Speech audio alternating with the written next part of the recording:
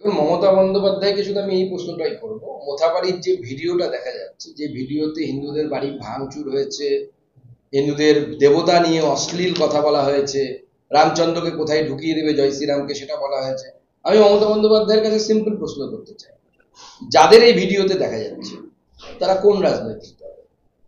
আমি তো শুনেছি তিনি, যাদের দেখা যাচ্ছে তাদের মধ্যে থেকে একজন নাকি সেখানকার বিধায়ক সাবিনা ইয়াসমিনের আত্মীয় হয়। তার মানে মমতা বন্দ্যোপাধ্যায়ের দল টিএমসি তারাই দাঙ্গা বাঁধাচ্ছে বিভিন্ন জায়গায়, মুসলিমদেরকে উস্কানি দিয়ে, তারা এই কাজ করাচ্ছে। আমরা জানি মমতা বন্দ্যোপাধ্যায় কতখানি হিন্দু কতখানি মুসলিম, আমরা পুরোটাই জানি। মমতা বন্দ্যোপাধ্যায় ধান্দাবাজ, ধান্দা ছাড়া উনি কিছু বোঝেন না। যে ধর্মের তোষণ করে, যে ধর্মের লোকের পদলেহন করে ওনার ভোট বাড়বে সেটাই তিনি করেন। মুসলিমরা যেহেতু পোলারাইজেশন বেশি হয়, মুসলিমদের তোষণ করেন। যেদিন হিন্দুরা 100% পোলারাইজেশন হবে, দেখবেন এই মমতা বন্দ্যোপাধ্যায় মুসলিমদেরকে ছেড়ে এসে হিন্দুদের পদলেহন করবে। হিন্দুদেরকে বুঝতে হবে যে তাদের দাম বাড়ানোর জন্য কি করা উচিত। রামনবমী পোস্টারে 6 লাখ কলকাতা সব বিভিন্ন শহরগুলো রামনবমী 1 সপ্তাহ আগের থেকেই এই পোস্টারগুলো পড়লো, পোস্টারে রামনবমী পালন করুন। এই যে রামনবমী মিছিলে যোগ দেওয়ার আবেদন, সে তো হিন্দু সমাজের তরফ থেকে রামনবমী বিভিন্ন জায়গায় পালিত হচ্ছে, পশ্চিমবঙ্গের বিভিন্ন জায়গায় পালিত হয়, ভারতবর্ষেরও বিভিন্ন জায়গায় পালিত হয়।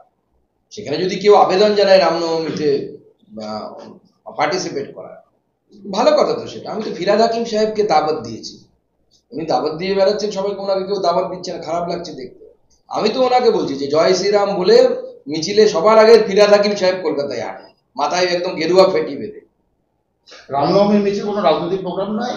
আমি রাজনৈতিক ব্যক্তি, আমাকে রামনবমীতে একটা নিশ্চয়ই হাঁটবো মিছিলে, মিছিলের সুরক্ষার জন্য অস্ত্র নিয়ে বেরোবো। দিলীপ ঘোষ, দেখুন, আমরাও আগে বলেছি যে ভারতীয় জনতা পার্টি কোথাও রামনবমী করে না। ভারতীয় জনতা পার্টি নেতৃত্ব বা কর্মী যারা আছে তারা হিন্দু হিসেবে বা এই সমাজের লোক হিসেবে রামনবমীতে অংশগ্রহণ করে। তো ধর্ম রক্ষার জন্য সেটা করা উচিত, সবাই করবে, সেখানে অসুবিধে কি আছে? রামনবমী পোস্টারে রামের ছবিকে নিয়ে কটাক্ষ অতীন ঘোষের। তিনি বলেছেন বিজেপি জানেই না যে রামনবমী মহামায়া দুর্গার পুজো, অথচ বিজেপি পোস্টারে শুধু রামেরই ছবি। দেখুন, অতীন ঘোষ সাহেব কতটা হিন্দু ধর্ম জানেন আমি তো জানি না, বা এখন তো উনি আবার ঈদের সেহরিও খাচ্ছেন, তো তাতে কতটা হিন্দুত্ব উনি আছেন কি জানেন না। ভগবান রামচন্দ্র কি, বিজেপি রামনবমী কোথাও করে না, সেটা হিন্দুরা জানে। হিন্দুরা যেভাবে রামকে পুজো করতে চায় সেইভাবেই করবে। অতীন ঘোষ কে তুমি বাবা? কোন তুমি নগরপাল? কোন তুমি হরিদাস পাল?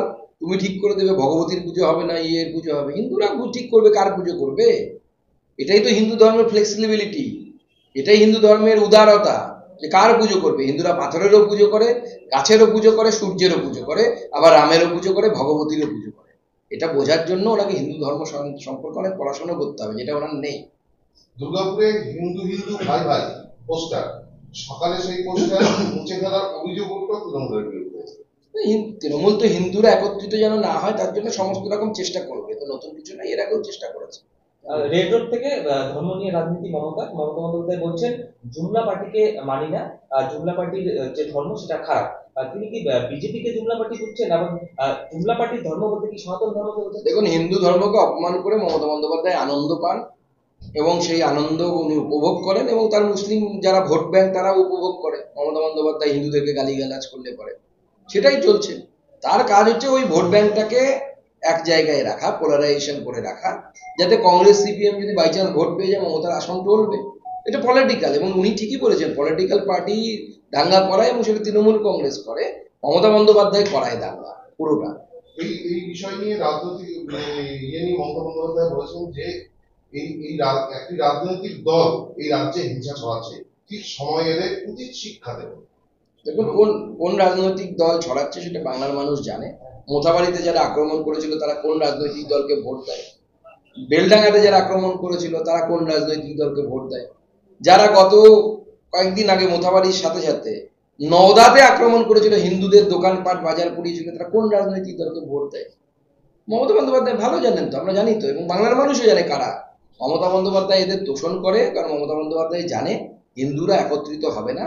এবং আমি ওনার দলের সেই নেংটি ইঁদুর হিন্দুদেরকে প্রশ্ন করতে চাই যে তারা কি আদৌ হিন্দু, নাকি মুসলিম তোষণ করতে করতে তারা অর্ধেক মুসলিমে পরিণত হয়েছে। মাদ্রাসায় নিয়োগ দুর্নীতি, সিএফএল এর রিপোর্ট আমাদের হাতে। এসএসসি প্রাথমিকের পর মাদ্রাসার দুর্নীতি, কোথায় যাচ্ছে বাংলার শিক্ষা ব্যবস্থা? শিক্ষা রসাতলে চলে গেছে, নতুন আর কি, নতুন করে আর কোথাও যাওয়ার জায়গা নেই, রসাতলের সব থেকে তলেই অবস্থান করছে। এবং এই শিক্ষাকে বিক্রি করে শপিং মলে পরিণত করেছে মমতা বন্দ্যোপাধ্যায়। তাতে আর বাজ বিচার নেই, মাদ্রাসা, স্কুল শিক্ষা, উচ্চশিক্ষা সব একটাই মলে পাওয়া যাচ্ছে, সেই মলের নাম হচ্ছে টিএমসি। সুজন সেলিমের হুমকি ফ্যামিলি পুরাণে শুধু কি লন্ডন কাণ্ডের জন্য এত, নাকি মাথায় পড়ছে 26-এর ভোটাঙ্ক? এখন কে কোথায় কি আক্রমণ করবে তাদের ব্যাপার, সুজন কাকে আক্রমণ করবে না কে করবে। আমি শুধু এটুকুই বলবো যে আগামী 26-এর নির্বাচনে ভোটের লড়াইটা বিজেপি ভার্সেস তৃণমূল। রেড রোডে মুখ্যমন্ত্রীর সঙ্গে একমঞ্চে অভিষেক, মৃত্যু পর্যন্ত বাংলার ঐক্যকে অটুট রাখবো বার্তা অভিষেকের চাকাচলা ভাষায় বিজেপি নিশানা তৃণমূল সভাপতি সদস্য সম্পাদক। মানে হিন্দুদের বিরোধিতা করা ওদের কাজ, হিন্দু বিরোধিতা করে ওরা আনন্দ পায়, এ তো নতুন কিছু নয়। জিন বাঁশের ঝাড়ের থেকে তো বাঁশ তো আর আলাদা হয় না, জিন তো আলাদা হতে পারে না, একই জিন।